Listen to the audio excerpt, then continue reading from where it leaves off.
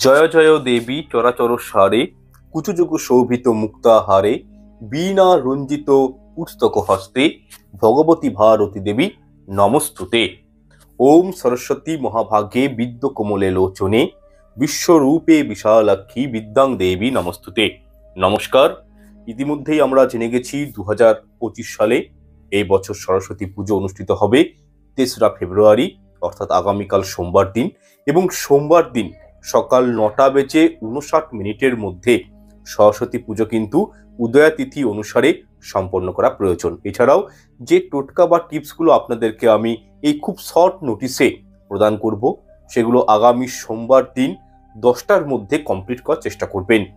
দেখুন, আজকে আপনাদেরকে সরস্বতী পুজো উপলক্ষে কয়েকটি বিশেষ টিপস আমি জানিয়ে দিব, যেগুলো করলে সন্তান সন্ততি বা যারা পড়াশোনার সঙ্গে যুক্ত রয়েছেন, যারা বিদ্যার্থী শিক্ষার্থী রয়েছেন, বা যারা শিল্প কলার সঙ্গে যুক্ত রয়েছেন, যারা সঙ্গীত শিল্পী রয়েছেন, তাদের কিন্তু পড়াশোনার প্রতি নিজের ফিল্ডের সঙ্গে একটা কিন্তু ভালো যোগ সাধন হবে, পড়াশোনার প্রতি মন বসবে, পড়াশোনায় কনসেন্ট্রেট লেভেলটা বৃদ্ধি পাবে এবং বুদ্ধি, ঠিক আছে, নিজের বুদ্ধি প্রখর হবে। এক কথায় বললে এই উপায়গুলো সরস্বতী পুজোর দিন করলে জীবনে অবশ্যই সফলতা আসে মা সরস্বতীর কৃপায়। আপনারা যে প্ল্যাটফর্মের সঙ্গে যুক্ত থাকুন না কেন, সেই জায়গায় কিন্তু সফলতা আসে। দেখুন, সরস্বতী পুজো এবছর 2 ফেব্রুয়ারি অর্থাৎ আজকেও পালন করা হচ্ছে অনেক জায়গাতে, এবং কি আগামীকালও হবে। তো সেক্ষেত্রে উদয়াতিথি অনুযায়ী যারা সরস্বতী পূজা পালন করছেন সেটা কিন্তু আগামীকালই হবে। তো সেক্ষেত্রে আপনারা কিন্তু এই বসন্তী পঞ্চমী উৎসবটা থাকা তিথি থাকার উপর ডিপেন্ড করছে যে এই সময়ে কিন্তু আপনারা 10টার মধ্যে, আগামীকাল 10টার মধ্যে এই ক্রিয়াগুলো সম্পন্ন করার চেষ্টা করবেন। প্রথমে আমি যে উপায়টির কথা বলবো, এই টোটকাটি করলে কি হয়, প্রখর বুদ্ধির মালিক হতে পারবেন। আপনাদের ইনটিউশন, আপনাদের বুদ্ধির যে ক্ষমতাটা সেটা বৃদ্ধি পাবে, পড়াশোনায় কনসেন্ট্রেট লেভেল বৃদ্ধি পাবে, পড়াশোনার প্রতি একটা ইন্টারেস্ট বসবে, আগ্রহ বসবে, এবং যে কোনো কাজে বা পড়াশোনাতে মনোসংযোগ বৃদ্ধি পাবে, যার ফলে কিন্তু আপনারা যে কোনো কম্পিটিটিভ এক্সাম ভালো করে দিতে পারবেন। যে কোনো কম্পিটিটিভ এক্সাম যেমন ভালো হবে, এবং তার সাথে বিশেষ করে যারা গ্ল্যামার ওয়ার্ল্ডের সঙ্গে যুক্ত রয়েছেন বা কোনো ক্রিয়েটিভ কার্যকলাপের সঙ্গে যুক্ত রয়েছেন, তারা কিন্তু সফলতা লাভের জন্য আজকের এই উপায়টা কিন্তু অবলম্বন করতে পারেন। দেখুন, আপনাদেরকে সরস্বতী পুজোর দিন যে জিনিসটি জোগাড় করতে হবে সেটি হলো, দেখবেন পুজোর সময় মা সরস্বতীর সামনে কি দেওয়া হয়, একটি দোয়াত দেওয়া হয় এবং একটি কলম থাকে, এবং পুজো শেষ হয়ে যাওয়ার পর এই দুটি জিনিস অর্থাৎ দোয়াত এবং কলম কি করা হয়, মা সরস্বতীর সাথেই বিসর্জন করে দেওয়া হয়। কিন্তু এখানে আপনারা এই কাজটা করবেন না, ওই কলম এবং দোয়াত নিজের কাছে রেখে দেবেন, বিসর্জন দিবেন না। এবং অবশ্যই একটা নতুন আলতা সরস্বতী পুজোর দিন আপনারা কিন্তু মায়ের পায়ে স্পর্শ করাবেন, নতুন আলতা কিনে মাকে এটা নিবেদন করবেন। এবং পুজো হয়ে যাওয়ার পর নিজের সন্তানের কপালে ছোট্ট করে মায়ের চরণ থেকে ওই আলতা সংগ্রহ করে ছোট্ট করে সন্তানের কপালে একটি অনামিকা আঙুল দিয়ে তিলক কেটে দেবেন সন্তান বা সন্ততির কপালে। এবং দোয়াত, পেন এবং এই আলতা প্রত্যেকটা জিনিস সযত্ন সহকারে কোথায় রাখবেন, ঘরের কোনো একটি পবিত্র স্থানে, ঠাকুর ঘরেও রাখতে পারেন। দেখুন, এই উপায়টি করলে পড়াশোনায় মনোসংযোগ বৃদ্ধি পায় এবং অনেক ক্ষেত্রে উন্নতি সাধন ঘটে। এই উপায়টি কিন্তু বেশ সহায়ক একটি উপায়।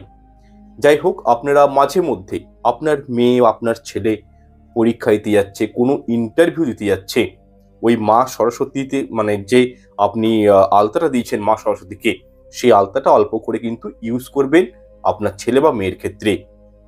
আচ্ছা, এরপর আরেকটা আমি টোটকার কথা আপনাদেরকে বলছি, দারুণ সুফল পাওয়া যায় এই টোটকাটি কিন্তু যদি আপনারা সরস্বতী পুজো তিথি চলাকালীন যদি করতে পারেন। কি করবেন, যজ্ঞ ডুমুরের ডাল যে কোনো দশকর্মা ভাণ্ডারে খুবই স্বল্প মূল্যে পেয়ে যাবেন। যজ্ঞ ডুমুরের ডাল আপনারা কিন্তু নিয়ে আসবেন এবং এটি কিন্তু মায়ের পুজোতে ব্যবহার করবেন। এই ডালটি আপনাদেরকে জোগাড় করে নিতে হবে, একটি নতুন আলতা আপনাদেরকে ক্রয় করতে হবে, এবং কচি দেখে, ঠিক আছে, সুন্দর অক্ষত একটি বট পাতা সংগ্রহ করবেন। এবং সরস্বতী পুজো শেষ হয়ে যাওয়ার পর সন্ধ্যার সময় যজ্ঞ ডুমুরের ডালটি হালকা করে ছুলে নিয়ে কলমের মতো শুরু করে নেবেন, এবং একটি যে কোনো পাত্রে আলতা ঢেলে নেবেন এবং আপনার বাচ্চাকে উত্তর দিকে মুখ করে বসাবেন। এরপর যে পাত্রে আপনারা আলতা ফেলেছেন সেই পাত্র থেকে আলতা ডুমুর ডালের সাহায্যে নিয়ে নেবেন এবং বট পাতায় নিজের বাচ্চার নামটি লিখবেন, বাচ্চার গোত্রটি লিখবেন এবং যে কারণে আপনি উপায়টি অবলম্বন করছেন সেটি দু একটি ভাষায় লিখে দেবেন।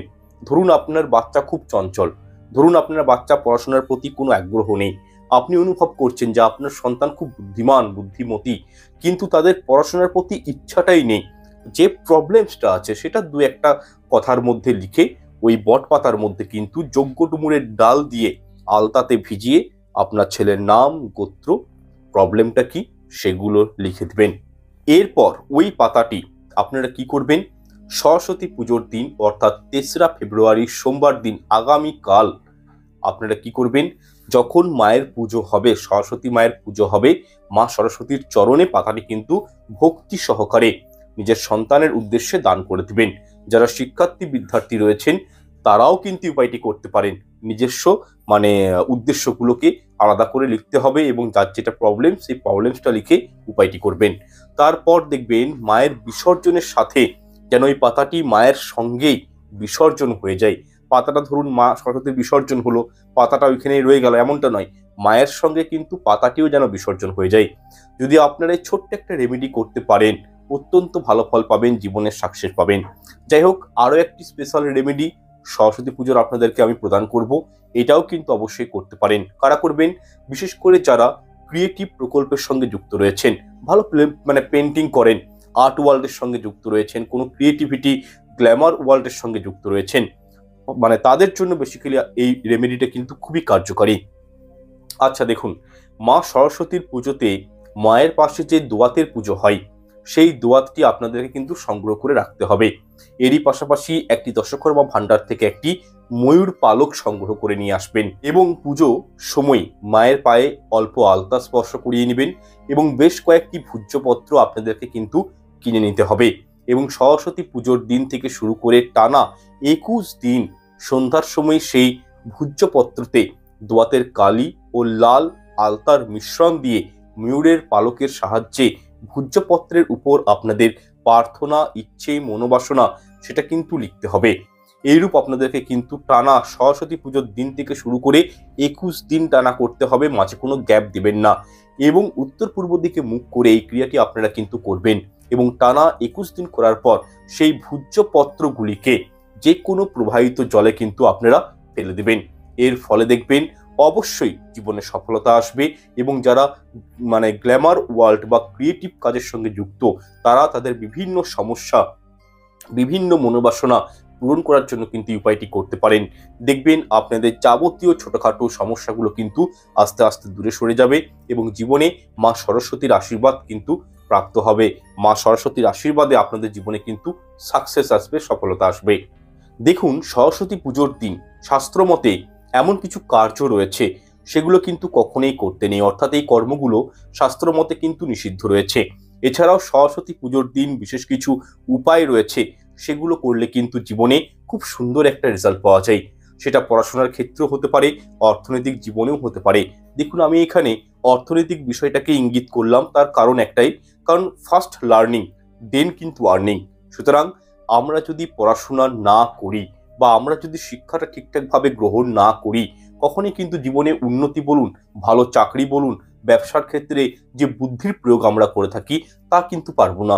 তার জন্য প্রথমে মা সরস্বতীর আশীর্বাদ প্রাপ্ত করা প্রয়োজন এবং শিক্ষাগত যোগ্যতা প্রয়োজন। তাই আমি প্রত্যেকের কাছে অনুরোধ করতে চাই যে পড়াশোনার সঙ্গে যারা যুক্ত রয়েছেন, যারা গান বাজনা সঙ্গীতের সঙ্গে যুক্ত রয়েছেন বা কোনো শিল্পকলার সঙ্গে যুক্ত রয়েছেন, তারা কিন্তু টোটকাটা সরস্বতী পুজোর দিন অবশ্যই করবেন, হাতছাড়া করবেন না। যাই হোক, প্রথমে আপনাদেরকে জানিয়ে দিব একটি বিশেষ ফুল সম্পর্কে। সেটি মা সরস্বতীর অত্যন্ত পছন্দের একটি ফুল এবং এটি কোনো ছাত্র বা ছাত্রী বা যারা শিল্পকলার সঙ্গে যুক্ত রয়েছেন তারা যদি এই দিন মাকে নিবেদন করতে পারেন মনে ভক্তি, শ্রদ্ধা, নিষ্ঠা রেখে, তাহলে মা সরস্বতী এতে অতি প্রসন্ন হন। যাই হোক, এই দিন আপনারা প্রত্যেকেই একটু সকাল সকাল ঘুম থেকে উঠে স্নান সেরে শুদ্ধ বস্ত্র পরিধান করে তারপর মাতা সরস্বতীর পূজা আরাধনা করুন, উনার পুষ্পাঞ্জলি দিন। দেখুন, পুষ্পাঞ্জলি দেওয়ার সময় আপনাদেরকে একটি কথা এখানে বলবো, সেটি হলো পুষ্পাঞ্জলি দেওয়ার সময় মাতা সরস্বতীকে অবশ্যই একটি পলাশ ফুল নিবেদন করুন। আর একটি কথা, পলাশ ফুল কিন্তু আপনারা নিজের হাতেই মাতা সরস্বতীকে নিবেদন করতে বলবেন, মানে করবেন। কোনো পুরোহিতের হাত দিয়ে এই ফুলটি কিন্তু মাকে দিতে বলবেন না।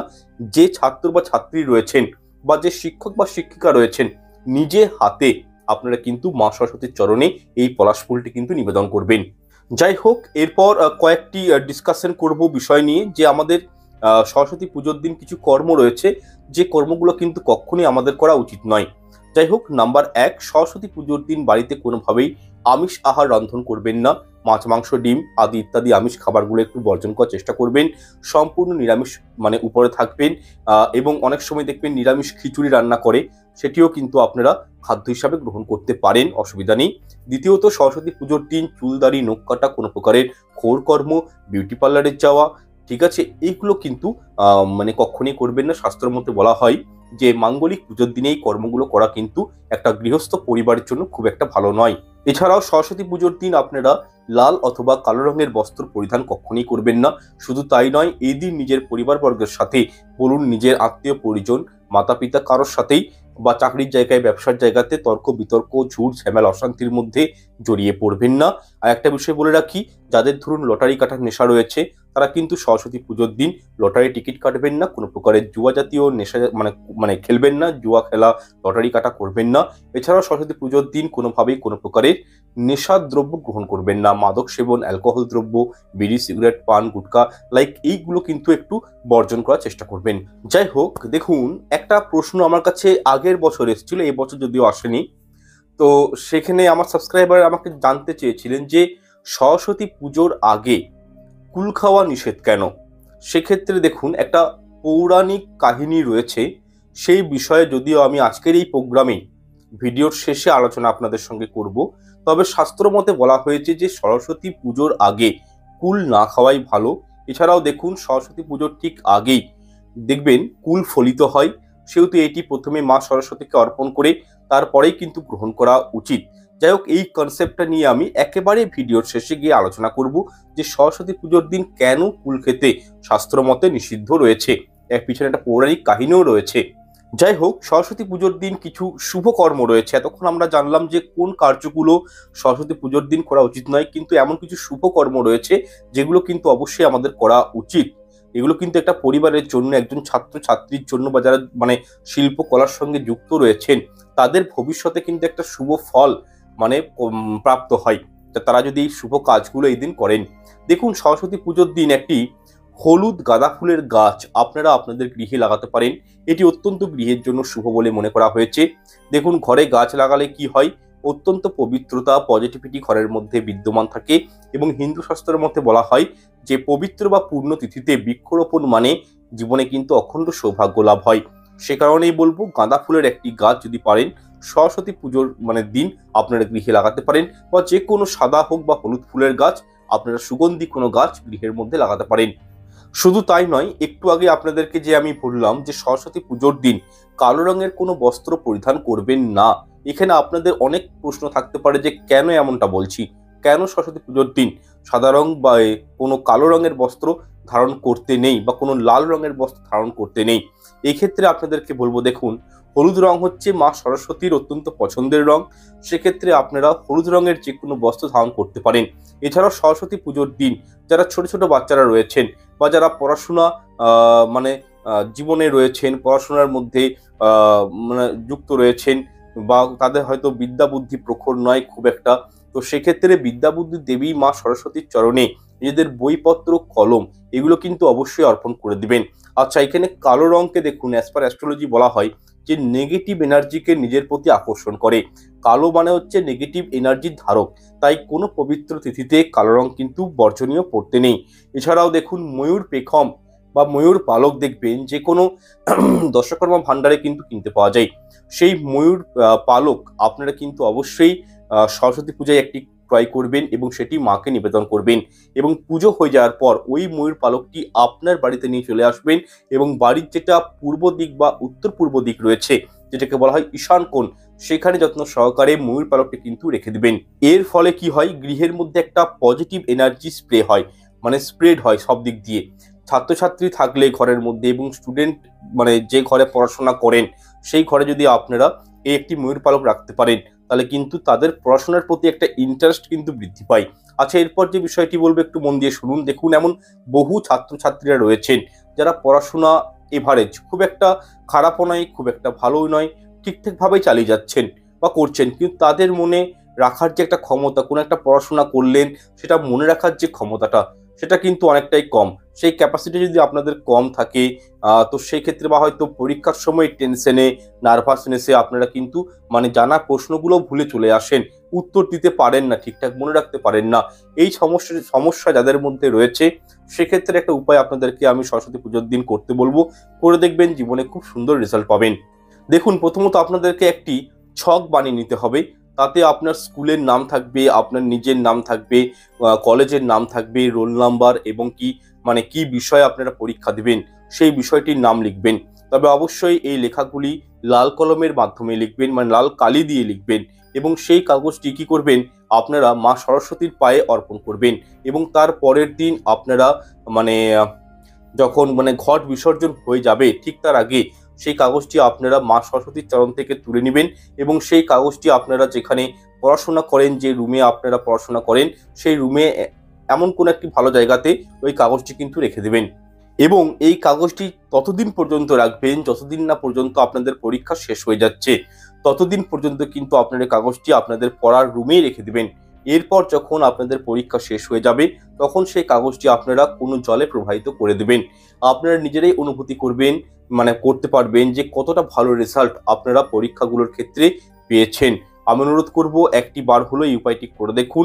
যাদের পড়াশোনা নিয়ে কোনো ভয় রয়েছে, যাদের পরীক্ষা নিয়ে কোনো ভয় রয়েছে, যারা পরীক্ষায় বসে ওভার থিঙ্কিং করেন, নার্ভাসনেসের কারণে, ভয়ের কারণে, পরীক্ষার যে ভয় থাকে মানুষের জীবনে, তো সেই ভয়টার জন্য যে আপনারা জানা প্রশ্নের উত্তরগুলো ছেড়ে চলে আসেন, এই জায়গা থেকে কিন্তু আপনারা বেরিয়ে আসতে পারবেন। আপনারা আপনাদের প্রশ্নগুলোকে মনে রাখতে পারবেন সামান্য একটা উপায়ের মাধ্যমে।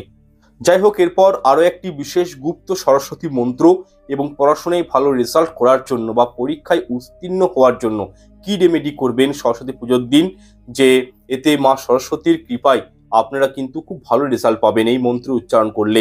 দেখুন, সরস্বতী পুজোর দিন আপনারা, অর্থাৎ আগামীকাল সোমবার দিন, যদি আপনারা এই উপায়টি করতে পারেন, তাহলে অবশ্যই কিন্তু খুব ভালো রেজাল্ট পাবেন। যদি সেদিনটা কোনো কারণে মিস হয়ে যায়, আপনি সরস্বতী পুজোর দিন ধরুন এই উপায়টা করতে পারলেন না, যে কোনো দিনও উপায়টা কিন্তু করতে পারেন, তাতে অসুবিধা কিছু নেই। প্রথমত দেখুন, এই রেমেডিটি করলে কি হয়, পড়াশোনায় মন বসবে, স্টাডির প্রতি কনসেন্ট্রেট লেভেলটা বৃদ্ধি পাবে, পড়তে বসে কোনো খারাপ চিন্তা ভাবনা আসবে না, মনটা কিছুতেই বিচলিত হবে না।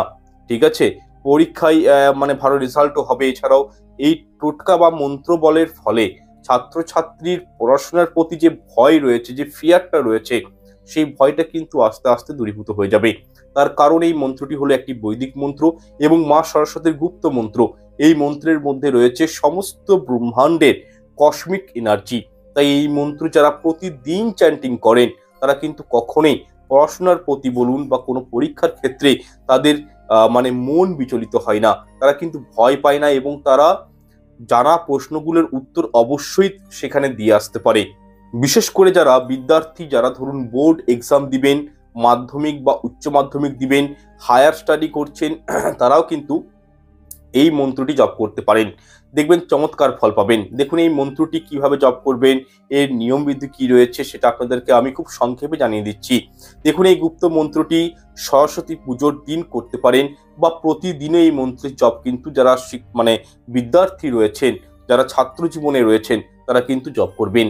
দেখুন, সরস্বতী পুজোর দিন আপনাদের সামর্থ্য মতো দীপ, ধূপ, নৈবেদ্য, বস্ত্র মা সরস্বতীকে অর্পণ করবেন।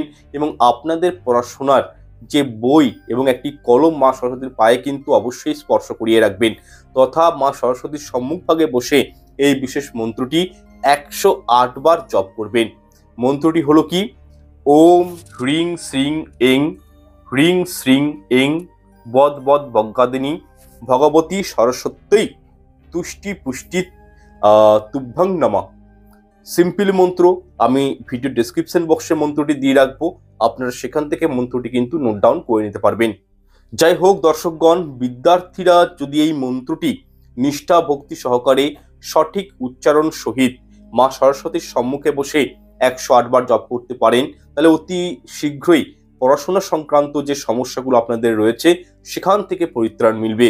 যে কোনো পরীক্ষায় ভালো সফলতা মানে ভালো ফল পাবেন, সফলতা আসবে, আপনি কিন্তু উত্তীর্ণ হবেন। তবে একটি কথা মাথায় রাখবেন, যেদিন থেকে আপনারা এই মন্ত্রটি উচ্চারণ করতে শুরু করবেন সেই দিন থেকে অন্তত 52 দিন পর্যন্ত এই মন্ত্রটি আপনাদেরকে 108 বার করে জপ করতে হবে, স্নান করে শুদ্ধ বস্ত্রে শুদ্ধ চিত্রে।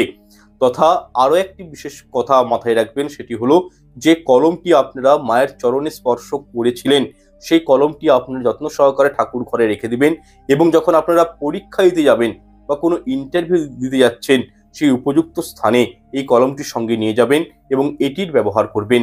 এর ফলে দেখবেন মা সরস্বতী মানে কৃপায় জীবনে সফলতা আসবে এবং ভালো একটা রেজাল্ট করতে পারবেন। যে ইন্টারভিউর জন্য যাচ্ছেন সেই ইন্টারভিউতে একটা কিন্তু পজিটিভ নিউজ পাবেন। যাই হোক, এরপর খুব সংক্ষিপ্তভাবে আপনাদেরকে আমি জানিয়ে দেব যে সরস্বতী পুজোর আগে কুল খাই না কেন। আমি দেখুন এই ভিডিওর প্রথমেই এই বিষয়টা আপনাদেরকে বলেছিলাম, এবং এর পিছনে কি রহস্য রয়েছে, পৌরাণিক কি কাহিনী রয়েছে, কি ব্যাখ্যা রয়েছে, সেটা এরপর আপনাদেরকে আমি জানিয়ে দিচ্ছি। এরপর যাই হোক, দেবী সরস্বতী হলেন বিদ্যা বুদ্ধির দেবী, এটা আমরা প্রত্যেকেই জানি। আমাদের ঘরে ঘরে মা সরস্বতীর কিন্তু পুজো করা হয়, বাঙালি প্রত্যেকটা পরিবারে মা সরস্বতীর কিন্তু পুজো করা হয়। উনি বিদ্যার দেবী। আমাদের মনের অন্ধকার দূর করে শিক্ষার আলোয় মনের জাগরণ ঘটানোর জন্যেই আমরা কিন্তু প্রতি বছর মা সরস্বতী দেবীর পুজো অর্চনা করে থাকি, এবং প্রতি বছর মাঘ মাসের পঞ্চমী তিথিতে বা বসন্ত পঞ্চমীর দিন দেবী সরস্বতীর পুজো কিন্তু আমরা করে থাকি। যাই হোক, সরস্বতী পুজোর আগে কুল খাওয়া বারণ কেন বা খেলে কি হয় সেটা অনেকের জানা নেই, সেই বিষয়টার এরপর আমি জানিয়ে দিচ্ছি। দেখুন, একদা সরস্বতী দেবীকে তুষ্ট করার জন্য মহামুনি ব্যাসদেব বদ্রিকাশ্রমে তপস্যা করছিলেন। তপস্যা শুরুর পূর্বে তার তপস্যা স্থলের কাছে একটি কুল বীজ রেখে উনাকে শর্ত দেয়া হলো যে কুল বীজ অঙ্কুরিত হয়ে চারা, চারা থেকে বড় গাছ, বড় গাছ মানে থেকে ফুল থেকে নতুন করে কুল হবে, এবং যেদিন সেই কুল পেকে ব্যাসদেবের মাথায় পতিত হবে সেই দিন তার তপস্যা পূর্ণ হবে, এবং সেই দিনেই কিন্তু মা সরস্বতী দেবী উনার উপর তুষ্ট হবে। ব্যাসদেবও সেই শর্ত মেনে নিয়ে তপস্যা কিন্তু উনি শুরু করলেন। ধীরে ধীরে বেশ কয়েকটা বছর কেটে গেল। এই কুল বীজ অঙ্কুরিত হয়ে চারা, চারা থেকে বড় গাছ, বড় গাছে ফুল থেকে নতুন কুল হয়, এবং একদিন তা পেকে ব্যাসদেবের মাথায় পতিত হয়। তখন ব্যাসদেব বুঝতে পারেন যে সরস্বতী দেবী তার প্রতি তুষ্ট হয়েছেন। কুল বা বড়য়ের আরেক নাম হচ্ছে বদ্রী, তাই তপস্যার সাথে বদ্রীর সম্পর্ক থাকায় ওই জায়গার নাম হলো বদ্রিকাশ্রম, এবং সেই দিনটি ছিল শ্রী পঞ্চমীর দিন। সেদিন বেদ মাতা, যিনি মানে বেদের মাতা অধিষ্ঠাত্রী দেবী সরস্বতীকে বদ্রী বা কুল ফল নিবেদন করে অর্চনা করে তিনি ব্রহ্মসূত্র রচনা আরম্ভ করলেন। কে করলেন? মহামুনি ব্যাসদেব এই রচনা শুরু করলেন। শ্রী পঞ্চমীর দিন সরস্বতী দেবী তুষ্ট হয়েছিলেন, তাই সেই দিনের আগে আমরা কুল ভক্ষণ কিন্তু করি না। শ্রী পঞ্চমীর দিন সরস্বতী দেবীকে কুল নিবেদন করার পরেই কুল ভক্ষণ কিন্তু করতে হয়। এটা একটা পৌরাণিক ব্যাখ্যা। এবং কি দেখুন, স্বাস্থ্যগত দিক দিয়েও সরস্বতী পুজোর আগে কিন্তু কুল খাওয়া ঠিক নয়। কারণ দেখুন, মাঘ মাসের মাঝামাঝি সময়ে আগে কুল কাঁচা বা কষযুক্ত থাকে। কাঁচা বা কষযুক্ত কুল খেলে কি হয়? শরীরের ক্ষতি হয়, ডাইজেস্টে প্রবলেম হয়। তাই হাজার হাজার বছর পূর্বে আমাদের ধর্ম যা বলে গেছে, আজ বিজ্ঞান গবেষণা করে তার কিন্তু সত্যতাও পেয়েছে। সুতরাং বৈজ্ঞানিক দৃষ্টিকোণ থেকে বা অ্যাজ এ সায়েন্টিফিক বা বলতে পারি ধার্মিক আলোচনার মাধ্যমেও এই কুল কিন্তু সরস্বতী পুজোর আগেই গ্রহণ করতে নেই, কারণ কুলটি হয় কাঁচা এবং কষযুক্ত। তাই এই বিষয়টা কিন্তু এখানে এইভাবেই উপস্থাপনা করা হয়েছে। যাদের মনে প্রশ্ন ছিল যে সরস্বতী পুজোর আগে কুল খাওয়া বারণ কেন, আশা করছি তারা এই ছোট্ট একটা পৌরাণিক কাহিনীর মাধ্যমে বিষয়টা কিন্তু অনুভব করতে পেরেছেন, বুঝতে পেরেছেন। যাই হোক, আজকের এই প্রোগ্রামটি আমি এখানে শেষ করলাম। যারা মা সরস্বতীকে ভালোবাসেন তাদের কাছে অনুরোধ করব, অবশ্যই কমেন্টে একটি বার হলেও জয় মা সরস্বতী লিখে জানাবেন। এতে আমরা অত্যন্ত অনুপ্রাণিত হব। চ্যানেলটি ভালো লেগে থাকলে লাইক, শেয়ার এবং সাবস্ক্রাইব করতে ভুলবেন না। এরকমই সব ধার্মিক সংক্রান্ত, বাস্তুশাস্ত্র এবং অ্যাস্ট্রোলজি সংক্রান্ত বিষয়ে ভিডিও পাওয়ার জন্য আরেকটা বিষয় বলে রাখি, যারা পার্সোনালি আমার সঙ্গে যোগাযোগ করতে চাইছেন, ঠিক আছে, তারা অবশ্যই আমার ভিডিওর ডেসক্রিপশন বক্সে হোয়াটসঅ্যাপ নাম্বার পাবেন, সেখান থেকে অনলাইন বুকিং করে যোগাযোগ করতে পারেন। হোয়াটসঅ্যাপ নাম্বার রয়েছে ওখানে আমার। আপনারা গ্রহদোষ বিচার, বাস্তুদোষ বিচার, জটক বিচার, ইচ অ্যান্ড এভরিথিংস পেয়ে যাবেন আমার কাছ থেকে। এবং কি আমি যে বুকিংটা নিই সেই বুকিংয়ের মাধ্যমে 200 পৃষ্ঠার রঙিন কুষ্টি আপনাদেরকে প্রদান করা হবে, যেখানে আপনাদের জীবনের সমস্ত কিছু লেখা থাকবে। যেমন ধরুন, আপনার জীবনে কোনো ফাড়া রয়েছে কিনা, কোনো বিপদ আপদ রয়েছে কিনা, কোনো অ্যাক্সিডেন্ট রয়েছে কিনা, বা ধরুন আপনার শারীরিক দিকটা কেমন থাকবে ইন ফিউচার, আপনার শুভ দিন কি, অশুভ দিন কি, ঠিক আছে, কোনো মারক রোগ রয়েছে কিনা, ইচ অ্যান্ড এভরিথিংস আপনি কুষ্টির মধ্যে পেয়ে যাবেন। এবং তার প্রতিকার কি, লাল কিতাবের প্রতিকার কি, সবগুলোই পাবেন। তাই যারা পার্সোনাল কনসালটেন্সি নিতে চান তারা কিন্তু হোয়াটসঅ্যাপ নাম্বারে যোগাযোগ করবেন। যাই হোক, আজকের এই প্রোগ্রামটি এখানে শেষ করলাম। ঈশ্বর আপনাদের মঙ্গল করুক। নমস্কার, ধন্যবাদ।